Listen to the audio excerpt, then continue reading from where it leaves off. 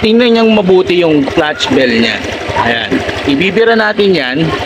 Tingnan nyo kung sasayad ba dyan sa pinaka-torque drive niya o hindi. Ha? Mapapansin ninyo, maglilimit yan. Okay. Bira.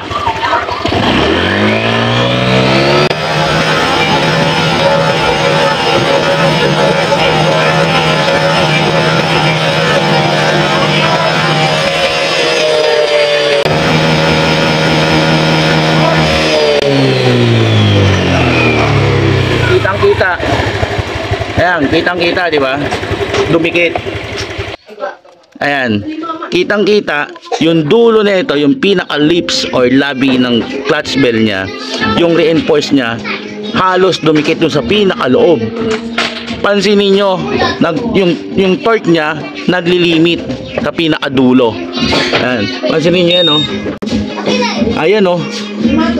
Gumagasgas. Kaya kayo, tingnan nyo mabuti yung mga clutch bell na binibili ninyo, lalo na mga aftermarket or pinagawa lang. Okay? Okay, ipalit natin to. Kung mapapansin nyo dito sa stock, ayan, oh, yung stock nya, yung pinaka-lips nya may bawas. Ayan, oh, para doon sa pinaka-torque drive nya, yan, sakto yan doon na hindi sasayad. Yung sabi ko kanina sa inyo, yung pinaka-lips niya sumayad dito.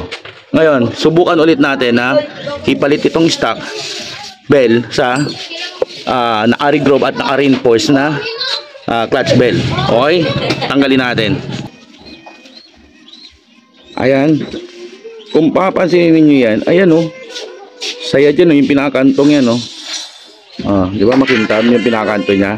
Yan yung sumasayad doon sa pinaka-torque drive niya, yung pinakalabi ng torque drive dito. Ayan, dyan. Hindi masyado makikita yung tawag nito, yung pinakaskas kasi nasa loob siya. Okay? Saka ito, ibang klase pagkakabakal nito, kaya hindi basta-basta nagagasgas. Ang madalas nagagasgas, itong nasa reinforce na to. Ayan. Ang maganda ditong solusyon, pwede itong patabasan, palagyan ng labi. Yan, parang ganito. Bawasan ng isang labi. Pero meron na tayong ipapalit na bell na bago. Hinihintay lang natin na naka-regrove. Baka hintayin na lang natin yung. Balik muna natin tong stock.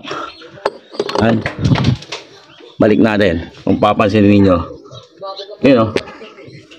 Nakamatch yung labi niya para pag sumuksok dito, kahit sumagad na buka ng torque drive, kahit sumagad na yung sagad ng torque drive pinakadulo, hindi mo siya mararamdaman yung RPM dahil hindi siya sasaya dito sa pinaka torque drive itong labi ng clutch bell natin. Okay, lagay natin. Start.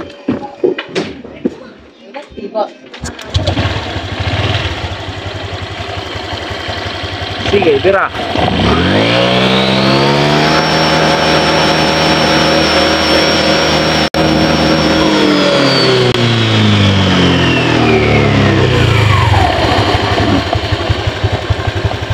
Patay.